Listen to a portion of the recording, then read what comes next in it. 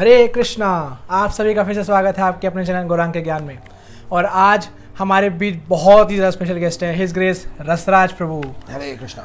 प्रभु जी his grace अमोघ लीला प्रभु के colleague रह चुके हैं और अभी प्रभु जी इस्कॉन दिल्ली में डायरेक्टर ऑफ किचन है। जो डिवोटी किचन है, डिवोटीज को जो भी पोषण मिलता है उसके पीछे राज है प्रभु जी का। प्रभु जी उन सबको इतना बढ़िया बढ़िया प्रसाद बना के खिलाते हैं। प्रभु जी का हम धन्यवाद करेंगे कि प्रभु जी इतना ज़्यादा बिजी होने के बावजूद भी प्रभु जी हमारे लिए समय निकाला और हमारे साथ पॉडकास्ट कर रहे हैं। सो आज का टॉपिक बहुत ही ज़्यादा इंटरेस्टिंग है। आज का टॉपिक है आर्ट ऑफ माइंड कंट्रोल। हम लोग देख रहे हैं प्रभु जी कि इस समाज में लोगों की ज़िंदगी बहुत एग्रेसिव हो गई है, बहुत फास्ट पेस हो गई है लाइफ। जैसे कि हमने पिछले पॉडकास्ट में भी अमोघ लीला प्रभु से पूछा था कि इस एग्रेसिव लाइफ के अंदर स्ट्रेस को कैसे मैनेज किया जाए। स्ट्रेस को मैनेज करने से पहले ना एक स्टेप आता है माइंड को कंट्रोल कैसे किया जाए। अगर माइंड कंट्रोल में नहीं है तो कुछ नहीं हो सकता। तो माइंड को कैसे कंट्रोल किया जाए, तो आज हम उस पर चर्चा करेंगे प्रभु जी से।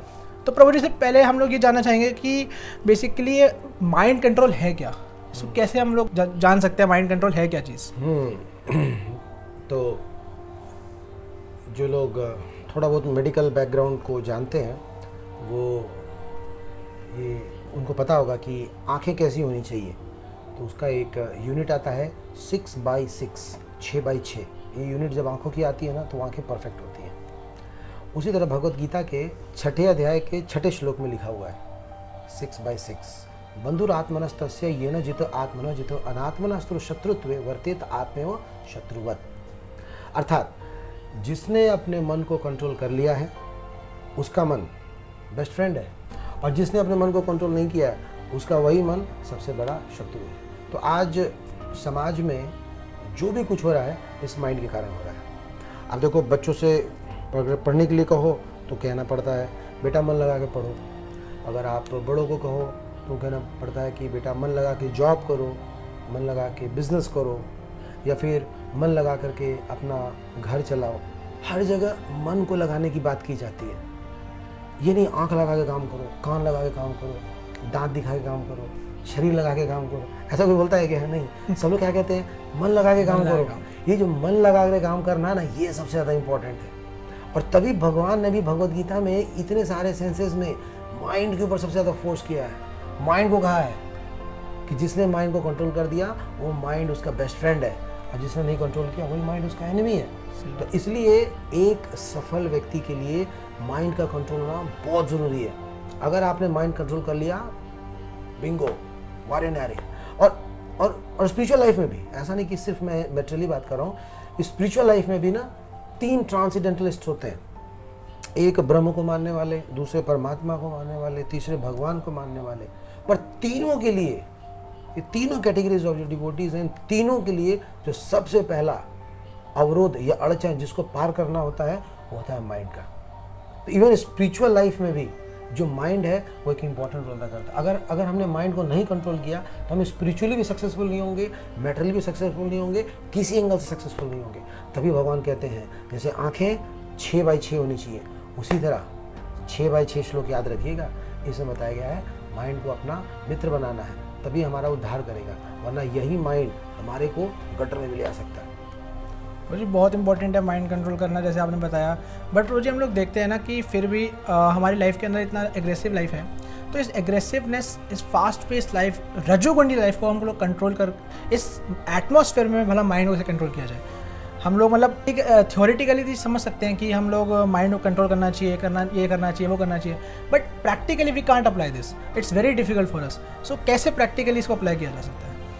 देखिए, माइंड को कंट्रोल करना सबसे पहले तो हमें पता होना चाहिए कि ये कितना डिवास्टेटिंग है।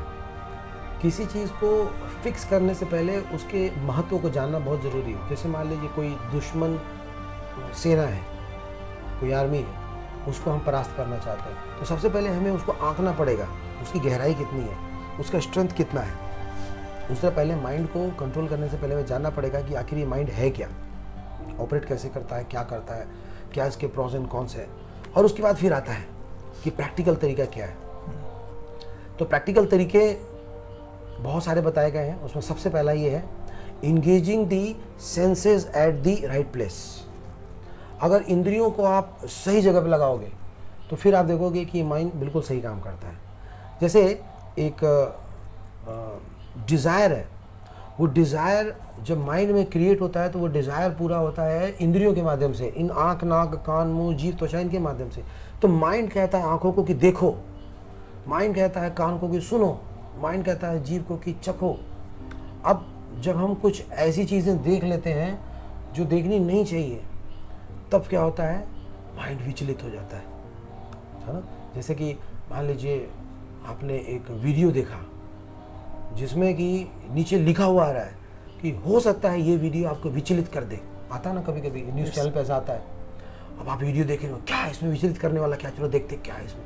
और उसमें देख रहे हैं एक व्यक्ति डब्बा खोल रहा है और नहीं खोल रहा, उसको पटक रहा है और उसको पटका और एक धमाक से धमाका हुआ और उसके चिथड़े उड़ गए और कैमरे की स्क्रीन पे भी आके ना ब्लड के छींटे पड़ गए और आपने सब वो देख लिया। या फिर आपने देखा बहुत साल पहले एक जॉर्डन का वीडियो आया था जिसमें एक व्यक्ति को जिंदा एक केज के अंदर बंद कर दिया था, चारों तरफ बारूद गिरा दिया, पेट्रोल डाल दिया, आग लगा दी और वो जल रहा है, लाइव जल रहा है। आंखें जो है देखती रहती है। अब आंख ने देख लिया, अब माइंड डिस्टर्ब, समझे आप। तो प्रैक्टिकल माइंड कंट्रोल करने का तरीका होता है इन सेंसेस को सही जगह लगाएं, इन आंखों से सही चीज देखें, भगवान के दर्शन करें, भक्तों के दर्शन करें, ग्रंथों के दर्शन करें, मंदिर जाएं, ऐसी चीज़ों को देखें जो इनको सुकून दे, तो माइंड ठीक रहता है। आपने कभी ऐसा देखा है कि मंदिर गए और आपका दिमाग खराब हो गया, यार मैं कहाँ चला गया, यार मुझे मंदिर दिखा दिया, मेरा दिमाग खराब हो, ऐसा कभी होता है क्या? मंदिर जाने में दिमाग खराब होता है क्या? नहीं। मंदिर जाने में दिमाग खराब नहीं होता है।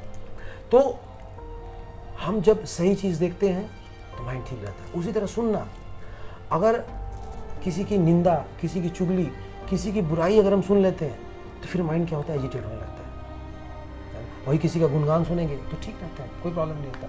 तो हमें क्या लगता है, क्या फर्क पड़ता है, थोड़ी सुन लेते हैं चुगली, कितना मजा आता है ना, निंदा रस, कितना आनंद आएगा, सुन लेते हैं। अब सुनने को तो सुन लेते हैं, उसके बाद में दिमाग खराब होता है, मैंने क्या सुन लिया, आप डिस्टर्ब हो जाते हो।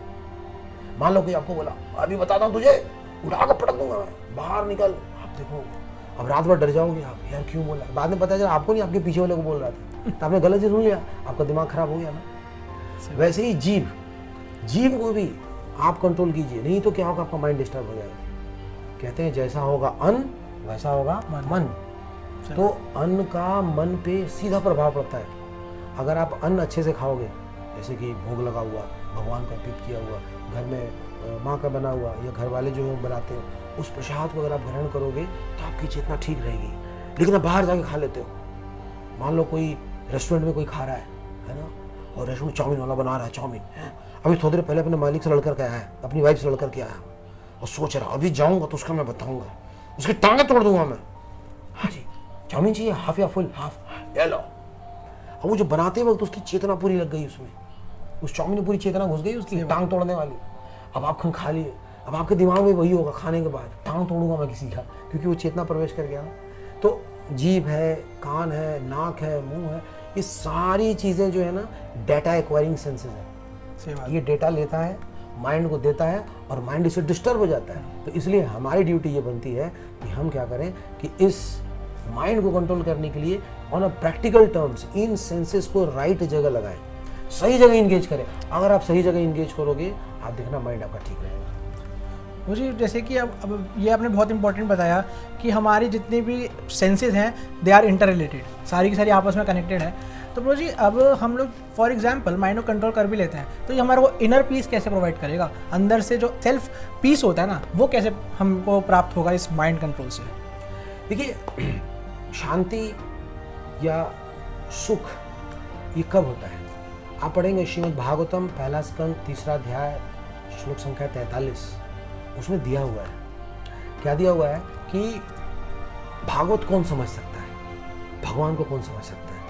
उसमें दिया हुआ है कि भागवत समझने के लिए मन का ठीक होना बहुत जरूरी है, और मन के ठीक होने के लिए हमारी क्रियाएं, एक्शन ठीक होना चाहिए, और हमारी क्रियाओं को ठीक होने के लिए हमारा खाना सोना, ये बेसिक चीज़ ठीक होना चाहिए। अगर हम अपने सेंसेस को, जैसे कि जीभ है, इसको अगर प्रॉपरली यूटिलाइज करते हैं, सही चीज़ खाते हैं, सही चीज़ सुनते हैं, सही चीज़ देखते हैं, तो इससे क्या होगा कि हम जो कार्य हैं वो अच्छा करेंगे, और जब कार्य अच्छा करेंगे तो फिर मन ठीक होगा, सही बात है। और जब मन ठीक होगा तो भागवत हमें समझ में आएगा, और जब भागवत समझ में आएगा तब हमें शांति प्राप्त होगी।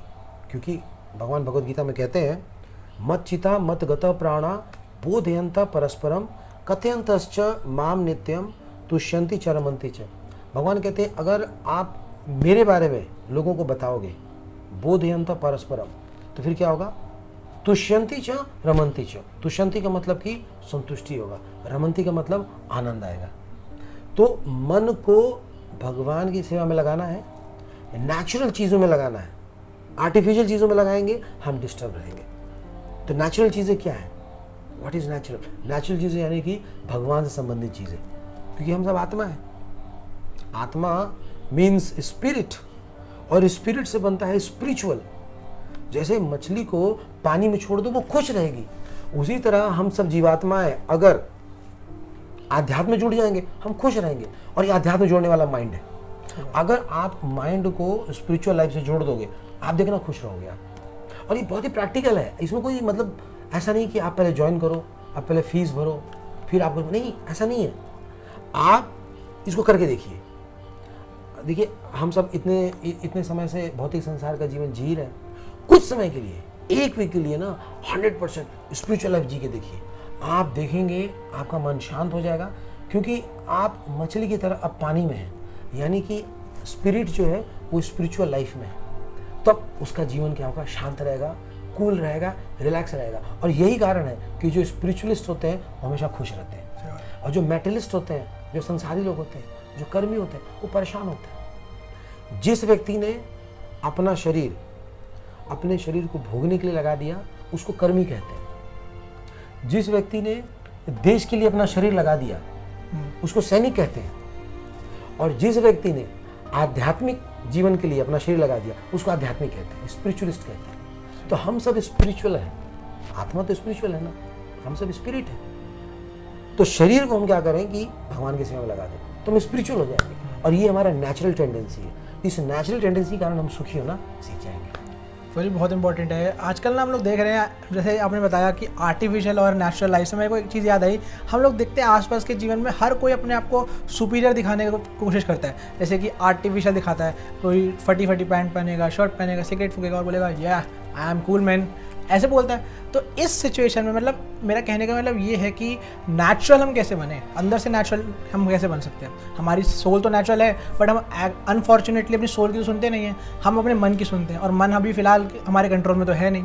तो मेरा कहने का मतलब ये है कि हम नेचुरली अपने मन को नेचुरल कैसे बनाएं, आर्टिफिशियल लाइफ को छोड़ के नेचुरली कैसे अपने आप को कन्वर्ट कर सकते हैं। देखिए जो आत्मा है वो 3 चीज़ों से बना है, सत्य, चित्त और आनंद। सत्य माने इटर्निटी, इटर्नल। चित्त का मतलब कि नॉलेज, और आनंद का मतलब होता है ब्लिसफुल, खुश रहना। तो हम सब जो है आनंद ढूंढ रहे हैं, खुशियाँ ढूंढ रहे हैं। जीवात्मा जब आध्यात्मिक जगत से भौतिक संसार में आती है तो उस समय उसकी विस्मृति जो है ना वो धुल जाती है, मिट जाती है। वो भूल जाता है कि खुश रहने का तरीका क्या है। पर चूंकि वो खुश रहना चाहता है तो वो क्या करेगा, अगल बगल की जो चीज़ें होती है ना उससे एसोसिएट करता है, मतलब 3 मोड्स ऑफ मटेरियल नेचर से उसे एसोसिएट होता है और उसी में खुशियाँ ढूंढता है। जैसे कि एग्जांपल देता हूँ, श्रील प्रभुपाद जी हमारे फाउंडर आचार्य श्री भक्तिवेदांत स्वामी श्रील प्रभुपाद एक मैसेज देते हैं, उसमें बताते हैं कि जो गन्ना है, गन्ना को अगर चूसेंगे तो उसमें से जूस निकलता है, उससे जूस मिलता है। वैसा ही बांस भी दिखने में लगता है कई बार। तो कोई सोचे ना कि जैसे मैंने गन्ने को तोड़ के चूस लिया, अब मैं बांस को तोड़ के चूसूंगा, इसमें भी जूस निकलेगा? नहीं, ये आर्टिफिशियल है और ये गन्ना ओरिजिनल है। तो खुश रहना हमारी आदत है, पर किससे खुश रहा जाता है ये हमें पता नहीं चल रहा है। तो इसका कारण ये है एसोसिएशन। ये जो अगल बगल की चीज़ें जिससे हम एसोसिएट हो रहे हैं ना, इसको बदलने की ज़रूरत है। अगर आप स्पिरिचुअल चीज़ों से लेन देन रखेंगे तो फिर आप देखेंगे कि ऐसे फटी पुराने कपड़े पहनना और उटपटांग चीज़ें खाना, उटपटांग जीने का तरीका, एक्चुअली इसमें खुशियाँ ढूंढ रहे हैं पर उसको पता नहीं है ना, उसके पास डाटा नहीं है। उसको ये नहीं पता है कि इससे खुश नहीं रह सकते, लेकिन रियल खुश होने का तरीका शास्त्रों में बताया गया। तो जब शास्त्रों को पढ़ते हैं तो वो हमें सिखाते हैं, वो हमें बताते हैं कि कैसे खुश रहा जाए। तो स्पिरिट जो है वो स्पिरिचुअल चीज़ों से, इटर्नल चीज़ों को, या फिर हमारे पास जो उपलब्ध चीज़ है उनको भगवान की सेवा में लगा देंगे तो एकदम से स्पिरिचुअल बन जाएगा, तब लोग खुश रहना शुरू कर सकते हैं। अदरवाइज़ क्या होगा, कमल जलदल जीवन टलमल, अब पूरे संसार में यहाँ वहाँ भटक रहे हैं और परेशान हो रहे हैं। उनको लग रहा है कि शादी से खुश हो जाएंगे, ऐसे खुश हो जाएंगे। जैसे कि गधे के लिए कहा जाता है ना, वो क्या सोचता है, the grass is greener on other side, उधर की घास ज़्यादा हरी है। पर ऐसा नहीं है, खुशियाँ बाहर नहीं है, खुशियाँ हमारे भीतर है। हमें उनको क्या करना पड़ेगा, डिस्कवर करना पड़ेगा, शास्त्रों के माध्यम से, गुरु के माध्यम से, वैष्णवों के माध्यम से। तो जब इनके माध्यम से हम जानेंगे तब हम देखेंगे कि हम खुश हो रहे हैं। अब देखिए हम लोग मंदिर में रहते हैं, है ना, और ऐसा नहीं कि हमारी लाइफ जो है बहुत ज़्यादा ऐश आराम से भरी हुई है, नहीं, हम तपस्या का जीवन जीते हैं वहाँ पे और बिल्कुल बेसिक लाइफ जीते हैं। लेकिन हैप्पीनेस का ग्राफ हमारा सबसे बेटर है। बाहर जैसे हम लोगों के पास उतनी सुविधाएं नहीं है, बेसिक जो सुविधाएं होनी चाहिए वो है, लेकिन बहुत मॉडर्न सोफिस्टिकेटेड लाइफ नहीं है। पर हम खुश हैं। क्यों खुश हैं? क्योंकि जो भी चीज़ें हमारे पास है हम उनको भगवान की सेवा में लगाना चाहते हैं ना, शास्त्र के अनुकूल जीना चाहते हैं। तो इस तरीके से हम खुश रह सकते हैं। अदरवाइज़ वो सारे जो तरीके हैं, आर्टिफिशियल तरीका खुश रहने का ना, ये कपड़ों में, खानों में और घूमने में, ये सब फ्रस्ट्रेटिंग है ना, आज न कल आप पक जाएंगे। So please come back to spiritual world. जो आध्यात्मिक जीवन है, जो भक्तों का जीवन है, उसमें आइए। मछली का एग्जाम्पल याद कीजिए, मछली को पानी की ज़रूरत है, उसी तरह के स्पिरिट को स्पिरिचुअल लाइफ की ज़रूरत है। जैसे कि वो जी कस्तूरी मृग जीवन भर भटकता रहता है आपस में एक सुगंध को पाने के लिए, बट असल में उसकी सुगंध उसी कस्तूरी जो उसकी नाभि में होती है उससे आती है। तो वैसे ही हमारे अंदर से हमारे को स्पिरिचुअली हैप्पीनेस क्रिएट होगी, बट हम लोग बाहर भटक रहे हैं। सो प्रभु जी, अब आगे हम देखते हैं ना, जैसे कि आजकल एक टर्म आ चुका है, मनमौजी टाइप। जैसे बोलता है अरे क्या मनमौजी बंदा है बंदा। मनमौजी का मतलब जहाँ तक मैं जानता हूँ ये है कि जो व्यक्ति अपने मन की सुनता है, जो मुझे मन करवाता है वैसा वो करता है, तो वो मनमौजी है। और हम इस क्वालिटी को काफ़ी ज़्यादा अप्रेस करते हैं, बोलते हैं अरे क्या मनमौजी बंदा है, जो मन में आता है वो कर देता है। तो क्या आपके हिसाब से ये टर्म को आप थोड़ा और ज़्यादा जस्टिफाई करेंगे कि क्या है ये मनमौजी टर्म? देखिए, भगवद गीता के दूसरे अध्याय के 54वें श्लोक में ऐसा ही प्रश्न अर्जुन भी पूछते हैं। स्थित प्रगश का भाषा समाधि स्थस्य केशव स्थित धी किम प्रभाषा किमासित ब्रजेत किम। उन्हें कहा कि स्थित प्रज्ञ किसको कहते हैं कृष्ण? तो भगवान कहते हैं स्थित प्रज्ञ उसको कहते हैं जो क्या करता है, प्रजाहति यदा कामान सर्वान पार्थ मनोगतान। तो जो व्यक्ति मन से उत्पन्न जो धर्म है उसका पालन नहीं करता, अर्थात जो मनोधर्म को फॉलो नहीं करता, वो स्थित प्रज्ञ होता है। ये मनोधर्म को फॉलो करने वाले व्यक्ति ही मनमौजी होते हैं। अब मनोधर्म क्या होता है? आप बैठे हो और एकदम से कोई डिजायर आता है, जैसे कोई बच्चा बैठ के पढ़ाई कर रहा है और अचानक बाहर से आवाज आई, क्रीम बेल, आइसक्रीम, आइसक्रीम, चलो जी पढ़ाई बंद, चलो आइसक्रीम खाने चलते हैं। अब उसके मन में एकदम से डिजायर आ गया। या फिर कुछ लोग सिगरेट पीते हैं, काम कर रहे हैं और अचानक ब्रेक लेते हैं, यार ब्रेक हो जाए, छुट्टा break, let's go for break. ऐसा कोई प्लान नहीं था कि 1:30 बजे, 1 बजे, 4 बजे, 5 बजे लेना, एकदम से मन में विचार आया, उठ के चल देते हैं। तो माइंड क्या करता है, एकदम से नॉट एक थॉट देता है, एकदम से एक विचार देता है, और हम क्या करते हैं, उस विचार को फॉलो करना शुरू कर देते हैं। तो मन से जो उत्पन्न विचार है उसको जो फॉलो करना शुरू कर दे उसको मनमौजी कहते हैं। तो भक्त को क्या करना चाहिए, एक डिवोटी को, एक सुलझे हुए व्यक्ति को, स्थित प्रज्ञ व्यक्ति को क्या करना चाहिए? जब इस प्रकार के मन जब कोई उपज दे, कोई विचार दे, तो उसको खत्म नहीं करना है, उसको डिले करना चाहिए, है ना। देखिए, हम डेड तो है नहीं कि चीज़ों को ख़त्म कर देंगे, मार देंगे, उसको डिले करना चाहिए। जैसे बांध होता है, बांध में पानी आता है नदियों से, और बांध का जो चैनल होता है वो थोड़ा थोड़ा खोला जाता है जितनी आवश्यकता है, और उससे बिजली का उत्पादन होता है। उसी तरह विचार बहुत सारे आते हैं, उन विचारों को ना जितना ज़रूरत हो तो हल्का रिलीज करें। जैसे खाना बुरा नहीं, आइसक्रीम खाना खाइए, कोई दिक्कत नहीं, जो ऑर्गेनिक बढ़िया हेल्दी हो आप उसको खाइए, लेकिन उसका टाइम होता है। तो माइंड को बोलना चाहिए अभी हम पहले पढ़ेंगे और उसके बाद आइसक्रीम खाएंगे, डबल खाएंगे, लेकिन पहले पढ़ाई होगी, इतने से इतने मुझे पढ़ना है, उसके बाद आप देखना माइंड मान जाएगा। माइंड को ट्रेन करने की ज़रूरत है। जैसे बच्चों को ट्रेन करते हैं ना, अभी मिलेगा, पहले ये कर लो, पहले ये फिर ये, बस ऐसे करना। तो माइंड क्या करता है, बैठे बैठे बहुत सारे, जैसे पॉपअप होता है ना, ऐसे बहुत सारे आइडिया देता रहता है, कुछ ना कुछ आइडिया देता रहेगा। हमें देखना पड़ेगा कि किस आइडिया को हमें फॉलो करना है और किसको नहीं। जो काम का है उसको फॉलो करना है, जो काम का नहीं इग्नोर इट, आएगा और चला जाएगा। आइडियाज़ आएंगे और चले जाएंगे। जहाँ उन आइडियाज़ के पीछे आप चले गए तो यानी कि फिर आप मनमौजी। सही बात। तो उस आइडियाज़ को हमें फॉलो नहीं करने हैं। हमें देखना पड़ेगा कौन सा रिलेवेंट है और कौन सा रिलेवेंट नहीं है। जो रिलेवेंट है उसको फॉलो करेंगे, जो रिलेवेंट नहीं फॉलो करेंगे। तो अगर आप फॉलो नहीं करते हैं तो आप मनमौजी नहीं है, अगर आप फॉलो करते हैं तो आप मनमौजी हैं। बट वो जी आपने जैसे बताया कि थॉट्स को हमारे को धीरे धीरे रिलीज़ करना चाहिए, बट क्या है ना, आजकल जैसे डिप्रेशन एंग्जाइटी केसेस काफ़ी बढ़ गए हैं, तो उसमें क्या होता है ना, चाहे हम थॉट्स को हल्का हल्का रिलीज़ करेंगे, बट मैक्सिमम जो थॉट्स हमारे ब्रेन के अंदर ऑलरेडी है, हमारी इंटेलिजेंस ऑलरेडी उसको स्टोर कर रखी है, तो वो काफ़ी ज़्यादा ना एक रील की तरह हमारे आसपास ऐसे ऐसे ऐसे करके घूमने लगता है। और उससे क्या होता है ना, जब हम पढ़ने बैठते हैं तो वही थॉट आता है, अरे यार काश वो ऐसा हो जाता, काश मैं वैसा कर लेता, काश मैं वैसा कर लेती। तो ऐसे थॉट्स हमारे सामने रील्स के रूप में आते हैं और हम उन पे ही फोकस करते हैं। Even when we are sleeping, सोते समय भी ऐसा लगता है हमारा माइंड कुछ हद से ज़्यादा ही ओवर थिंक कर रहा है। तो ये ओवर थिंकिंग की प्रॉब्लम हो जाती है जब हमारे अंदर जो इतने सारे थॉट्स हमने स्टोर कर रखे हैं। तो इस ओवर थिंकिंग से कैसे बचा जाए? देखिए, अगर आप गुलाब जामुन खाते हैं तो कैसा ढेकार आएगा? मीठा। गुलाब जामुन है भाई, गुलाब जामुन। हाँ जी। समोसा खाए तो कैसा आएगा ढेकार? समोसा ऐसा आएगा। आप केले खाओगे तो केले से ढेकार आएगा। अरे भाई, जो खाओगे वही तो बाहर निकलेगा। वैसा ही माइंड का भी है। माइंड क्या करता है, अपने सराउंडिंग्स के ना डेटाज लेता है, उसके अंदर बहुत सारे डेटाज जाते रहते हैं। जैसे आप सड़क पे चल रहे हो, ट्रेन में चल रहे हो या बस से कहीं जा रहे हो, तो हम देखते हैं तो फोटो खींचते रहते हैं, ऐसे ऐसे सारे ना पिक्चर्स लेते रहते हैं, वो सब अंदर जाता रहता है। तो माइंड का दो काम है, एक तो है ये थिंक टैंक, और दूसरा इसमें क्या होता है, desires, unfulfilled desires, thoughts, memories, ये सब कुछ इधर ही रहता है। तो दिन भर हम क्या करते हैं, डेटाज ले लेते हैं, और जब खाली बैठते हैं ना, तो आपने गाय और भैंसों को देखा है, वो पहले चरती हैं, जब खाली बैठी रहेंगी ना,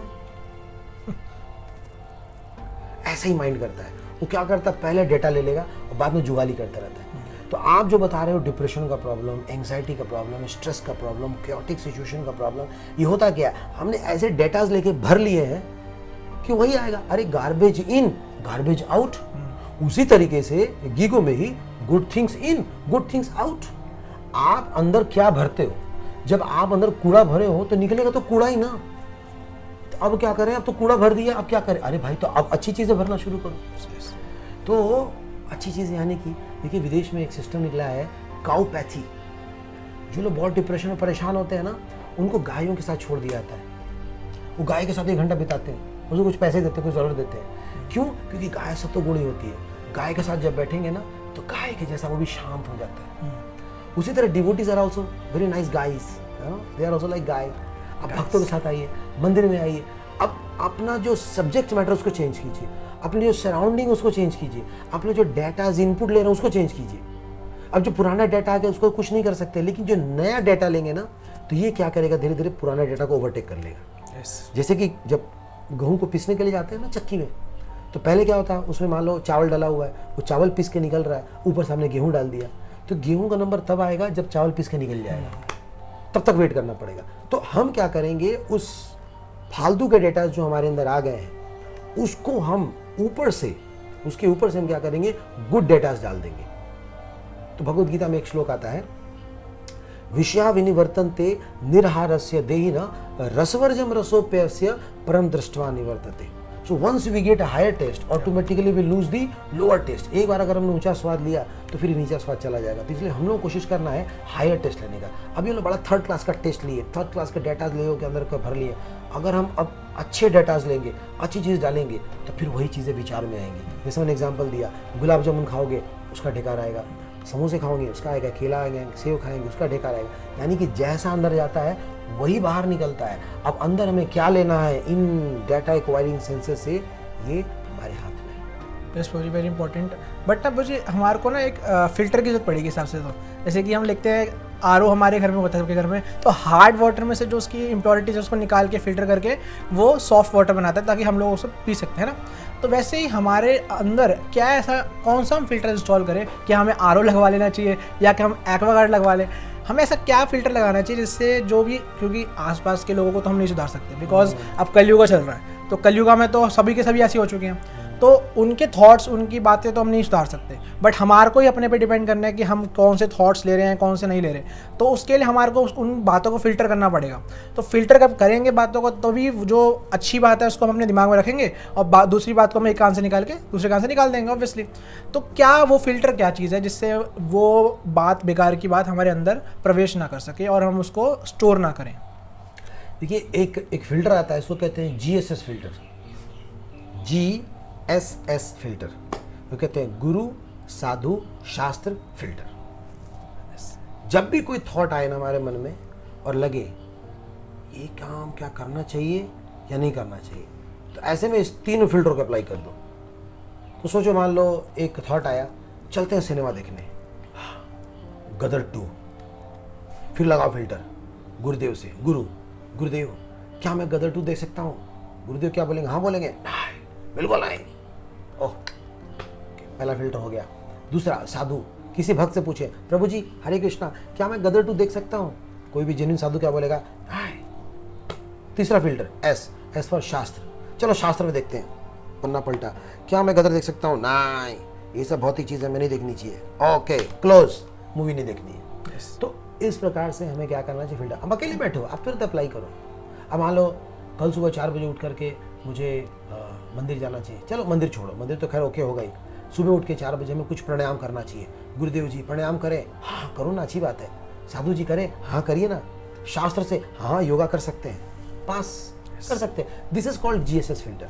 तो इस प्रकार से अगर हम हर छोटी बड़ी चीज़ों को इस फिल्टर के थ्रू पास करेंगे तो हमें पता चल जाएगा। लेकिन हम लोग क्या करते हैं, इस फिल्टर को नहीं लगाते और हम क्या करते हैं, मन वाले फिल्टर को लगाते हैं। हम इनको अपना आदर्श बनाने के बदले गुरु को अपना आदर्श बना लेते हैं, और जिसने मन को अपना गुरु बना दिया उसका तो समझो हरि बोल हो गया। तो इसलिए कभी भी मन की नहीं सुननी, हमेशा मन क्या करेगा, आपको विचार देगा, उसको इस कसौटी के तीनों धरातल पर उतारना चाहिए और GSS फिल्टर लगाना चाहिए, इससे आपको क्लियर हो जाएगा। और ये GSS filter free of cost भी है, ये आप सभी के लिए खुशखबरी है। और प्रो जी जैसे कि अब ना मॉडर्न वर्ल्ड है, मॉडर्न सिचुएशन, मॉडर्न कल्टिवेशन, और हम लोग गाना भी गाते हैं, हम होंगे कामयाब एक दिन। और इन लोगों के हिसाब से, और हम एक्चुअली मैं भी खुद भी बोलता हूँ कि हम एक तरीके से कामयाबी भी हासिल कर ही रहे हैं, हमारा GDP भी ग्रो कर रहा है। बट प्रो जी जैसे जैसे हम कामयाबी हासिल कर रहे हैं ना, वैसे वैसे हमारे पास गैजेट्स आ गए हैं, और गैजेट्स जैसे कि मोबाइल फ़ोन, टेलीविज़न, और यहाँ तक कि तुमने ये भी सुना है कि जो टीवी पिछले 100 साल में नहीं कर पाया, वो सिर्फ एक मोबाइल फ़ोन ने, स्मार्टफोन ने पिछले 15 साल में कर दिया। तो ये स्मार्टफोन, गैजेट्स, इन सब के होने के बावजूद भी अब जैसे आगे जाके AI आ रहा है, तो स्टडीज़ तो और ज़्यादा जो गिर रही हैं वो और ज़्यादा गिर जाएंगी। तो इस सिचुएशन में, इन गैजेट्स के ज़माने में, in modern so called modern cultivation के ज़माने में mind control is very difficult. तो कैसे इसको प्रैक्टिकली अप्लाई कर सकते हैं? शास्त्रों पे तो डिपेंड कर सकते हैं, बट कुछ ऐसे मेडिटेटिव वो भी हैं इसके प्रैक्टिसेस जो आप बताना चाहेंगे? देखिए, साइंस या जो साइंटिफिक टूल्स हैं या फिर जो भी गैजेट्स हैं, ये बुरे नहीं होते, अच्छा और बुरा होता है इसका एप्लीकेशन। अगर हमें इसकी यूटिलिटी प्रॉपरली पता है तो ये मोबाइल हमारे लिए वरदान भी है, अन्यथा ये शराब भी है। यस। तो हमें क्या करना चाहिए, किसी के मार्गदर्शन में रख के इनका उपयोग करना चाहिए। दूसरी बात, कोई भी चीज़ है उसको हम भगवान की सेवा में ही यूज़ करने का प्रयास करें। जहाँ किसी गैजेट को हम अपने इंद्र तृप्ति के लिए यूज़ करते हैं, उससे प्रॉब्लम होगा ही होगा।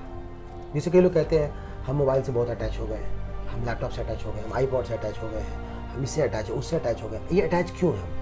क्योंकि इन चीज़ों से हम वो देख रहे हैं जिससे भगवान नहीं हम खुश हो रहे हैं, हमारी इंद्रियों को तृप्ति मिल रही है, और हम अपने इंद्रिय को जब जब तृप्त करेंगे तब तक ये चीज़ें हमारे बंधन का कारण बनेंगी। इसलिए इन गैजेट्स को दोष नहीं देना है, दोष देना है तो यूज़र को देना चाहिए कि यूज़र किस कॉन्शियसनेस के साथ यूज़ कर रहा है। अब देखिए, ये गैजेट का ही तो प्रयोग है कि आज हम आपसे बात कर पा रहे हैं, इतने लोगों को संबोधित कर पा रहे हैं, डायरेक्टली इनडायरेक्टली, तो गैजेट का ही है। ये भी तो एक प्रकार का यूटिलिटी है। अगर ये चीज़ें गलत होती तो हम तो कभी यूज़ नहीं करते। शिल प्रभुपाद जी ने भी डिक्टाफोन यूज़ किया, और उसके बाद में वर्तमान आचार्य जो है कितने सारा प्रचार प्रसार चल रहा है, हमारे इतने सारे चैनल्स हैं, सब कुछ चल रहा है, कितने लोग लाभान्वित हो रहे हैं। ये तो गैजेट्स ही है, लेकिन वहीं इन गैजेट्स का कई लोग दुरुपयोग कर रहे हैं और सुसाइड भी कर रहे हैं, बॉम्ब्स भी डाल रहे हैं और दूसरों को परेशान भी कर रहे हैं। ये सब डिपेंड करता है यूज़र के ऊपर। तो नंबर 1, किसी के मार्गदर्शन में रह के हमें उसका यूज़ करना चाहिए। नंबर 2, हम जब भी यूज़ करें तो भगवान की सेवा में, या फिर जो हमारी रिक्वायरमेंट है, बस अननेसेसरली इनको हमें अपने यूज़ में नहीं लगाना चाहिए। नहीं तो फिर क्या होगा, यही वरदान हमारे लिए श्राप बन जाएगा। जैसे हम देख ही रहे हैं कितना ज़्यादा मोबाइल फ़ोन जब से आया, जब से पढ़ाइयाँ वगैरह सब कुछ विनाश हो चुका है। एंग्जाइटी, डिप्रेशन लोगों के अंदर बढ़ रहा है, हाइपरटेंशन, लोग इनसिक्योर हो गए अपने जीवन को लेकर। सो प्रभु जी, मैं अब जैसे कि गैजेट्स तो ठीक है, आप जैसे कि मंक हैं, मंदिर में आप तपस्या का जीवन जीते जैसे आपने बताया, तो आप कोई पर्सनल अपना एक्सपीरियंस शेयर करना चाहेंगे जिससे माइंड कंट्रोल क्या कहते हैं, आपको भी कभी ऐसी कुछ अर्ज हो अंदर से, बट ये स्पिरिचुअल प्रैक्टिस ने आपको उस अर्ज से बचाया और आपको हाई प्लेटफॉर्म पे इंक्लाइन किया? देखिए, आध्यात्मिक लाइफ में जुड़ने के बाद एक सबसे बड़ा लाभ जो मुझे मिला है वो है प्रसाद से। शायद इसलिए मैं किचन से जुड़ा हुआ हूँ। पहले हम लोग बाहर में कुछ भी खा लेते थे, खास करके फास्ट फूड वगैरह में। तो हम लोग जब छोटे थे तो स्कूल से छुट्टी होती थी तो हमारे फ्रेंड सर्कल्स थे, तो कभी शाम में घर में खाना नहीं खाया करते थे। और हमारे मित्रों में एक मित्र थे, हमारे फ्रेंड थे, वो खर्च करने में एक नंबर था, हमेशा वही पार्टी कराता था। पॉइंट ये कहने का है कि जब भी मौका मिले हम चले जाते थे और कुछ ही बाहर खा लेते थे। अब वो खाते खाते आदत ऐसी हो गई, घर में खाना ही बंद हो गया, लगभग ना के बराबर हो गया, और बहुत बुरी आदत पड़ गई थी।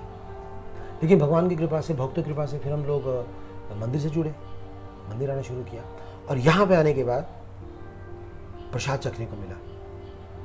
अब प्रसाद खाने लगे, और इस प्रसाद का देखिए क्या मतलब महिमा है। इस प्रसाद की महिमा ये है कि इसको खाते खाते खाते खाते वो हायर टेस्ट आ गया, और हायर टेस्ट के बाद अब मन नहीं करता बाहर खाने का। अब वही मन ये नहीं कहता चल बाहर खा ले। अच्छा, ऐसा नहीं कि पैसों की प्रॉब्लम है, और ऐसा नहीं कि दोस्त नहीं है, और ऐसा नहीं कि बाहर मिल नहीं रहा है। बाहर अभी भी जाइए, मोमोज चोचोस सब अवेलेबल है, कुछ भी चाहिए कभी भी खाइए। और अब तो स्विगी जोमेटो का सिस्टम आ गया है, बस फ़ोन गिराओ, ठक ठक ठक ठक खच खोच आ गया, कभी भी आ सकता है। लेकिन अब नेचुरली मन नहीं करता। क्यों नहीं मन करता? क्योंकि हायर टेस्ट मिल गया है, माइंड को हमने एक हायर टेस्ट दिया।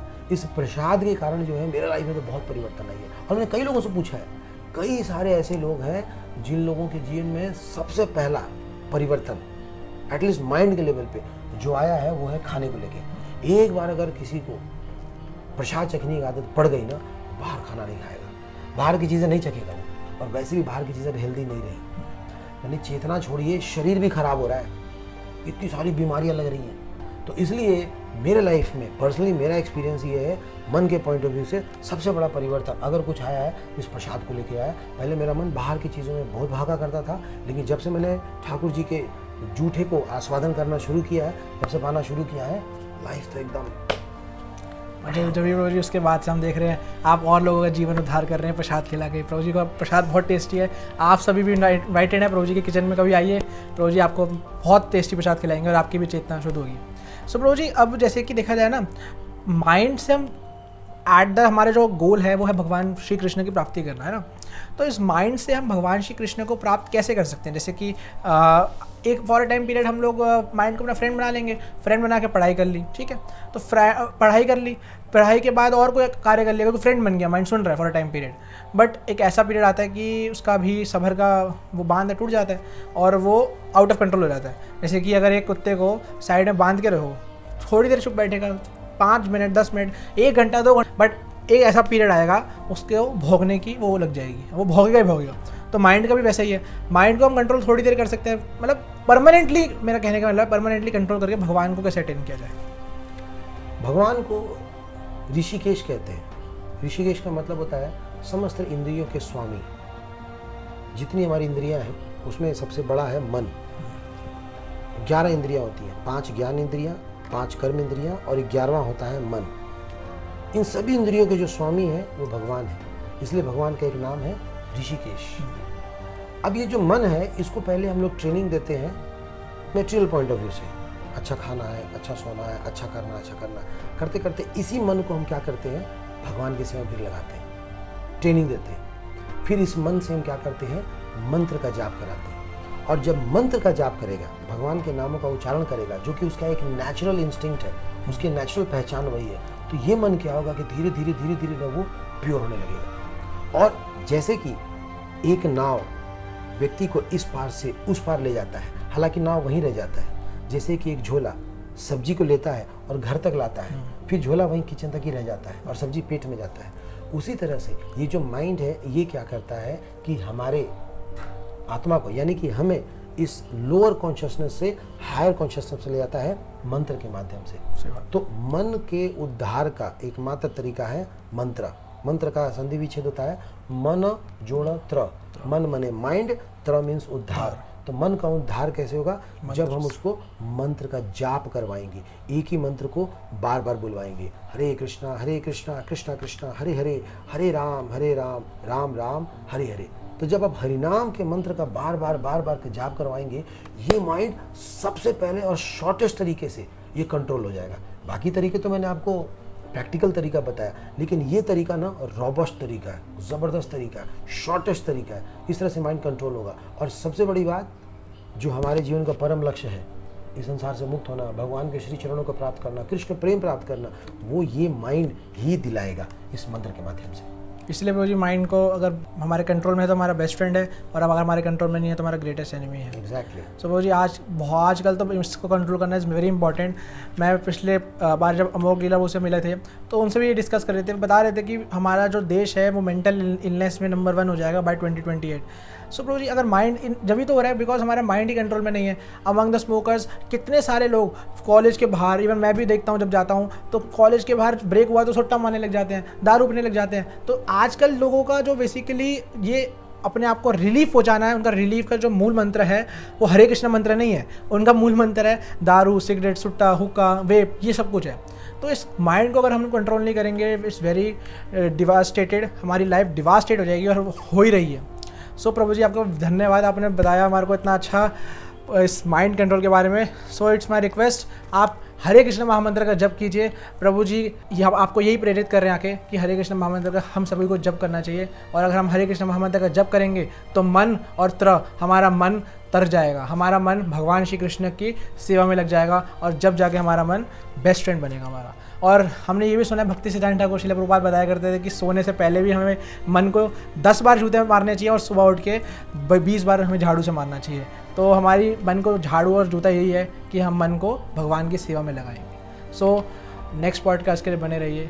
टिल देन, हरे कृष्णा। हरे कृष्णा।